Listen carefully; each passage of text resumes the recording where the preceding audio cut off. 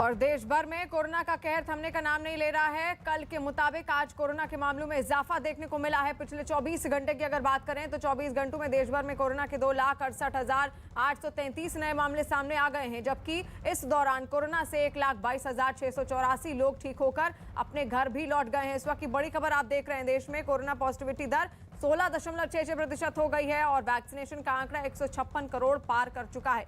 देश में ओमिक्रॉन के आंकड़ों की अगर बात की जाए तो 6,041 हैं। देश में कोरोना के 2.69 लाख मामले सामने आए हैं और कल के मुकाबले आज फिर केस बढ़े हैं, यानी कि रफ्तार लगातार अब चिंता का विषय बनती जा रही है।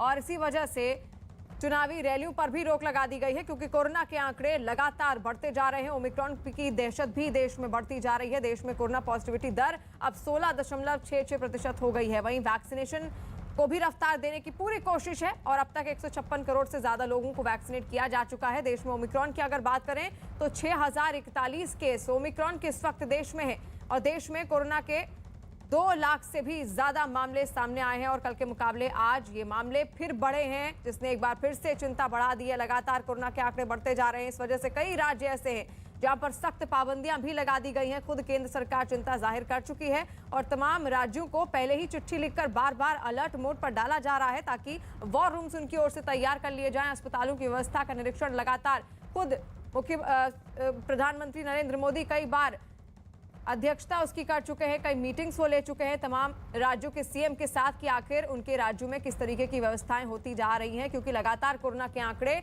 चिंता बढ़ा रहे हैं। कोरोना से 24 घंटे में 402 मौतें भी हो गई हैं और 24 घंटे में 1.23 लाख मरीज ठीक भी हुए हैं। वहीं देश में 14.18 लाख कोरोना के एक्टिव केस इस वक्त हैं और देश में पॉजिटिविटी रेट 16.66% है। ओमिक्रॉन के आंकड़े भी लगातार बढ़ते जा रहे हैं। देश में वैक्सीनेशन 156 करोड़ के पार पहुंच गया है और देश में ओमिक्रॉन के अब तक 6,041 केस सामने आ गए हैं। यानी कि इन आंकड़ों से, जिस तरीके से आंकड़ों की रफ्तार बढ़ रही है, उसी से अंदाजा लगाया जा सकता है कि देश में किस तरीके की भयानक स्थितियां इस तीसरी लहर में देखने को मिल रही हैं। 24 घंटे में 402 लोगों की मौत भी हो गई है। रफ्तार हर दिन के साथ बढ़ती जा रही है कोरोना की और यही वजह है कि लोगों से लगातार अपील की जा रही है कि किसी भी तरीके की लापरवाही उनकी ओर से ना हो।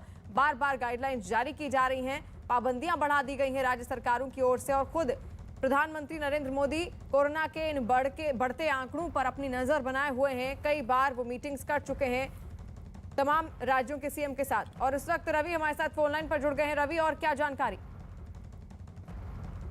है? लेकिन इसके साथ में, जैसा कि शिवानी आपने जिक्र किया प्रधानमंत्री नरेंद्र मोदी का, 2 दिन पहले ही प्रधानमंत्री नरेंद्र मोदी ने देश के तमाम मुख्यमंत्रियों के साथ में और राज्यों के जो रिप्रेजेंटेटिव हैं उनके साथ में बैठक की थी और जिसमें साफ तौर पर कहा था कि आने वाले दिनों में तमाम जो फेस्टिवल्स हैं, त्योहार हैं भारत में, और ऐसे वक्त में लापरवाही लोग बरतते हैं, भीड़ भाड़ होती है और राज्य सरकारों को उन्होंने निर्देश दिया था कि वो जो सख्ती है वो उसमें बरती जाए। लेकिन जो पाबंदी अगर राज्य सरकारें लगाती हैं तो उसको लेकर उन चीजों पर भी ध्यान रखा जाए कि जिससे कि लोगों की रोटी और आजीविका पर असर ना पड़े, आर्थिक जो गतिविधियां हैं उस पर कोई असर ना पड़े, फर्क ना पड़े। तो दोनों चीजों का तालमेल ही बैठा के चलना है। एक तो दूसरी रेस्ट्रिक्शंस है और दूसरी तरफ यह है कि लोगों की रोजी रोटी पर भी असर ना पड़े। केसेस बढ़ रहे हैं, इसमें कोई शक नहीं है।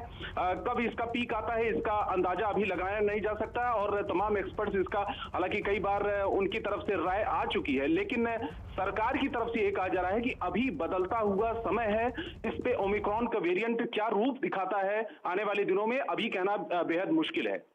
जी, लगातार आंकड़े बढ़ रहे हैं, हम आपको तस्वीरें भी दिखा रहे हैं।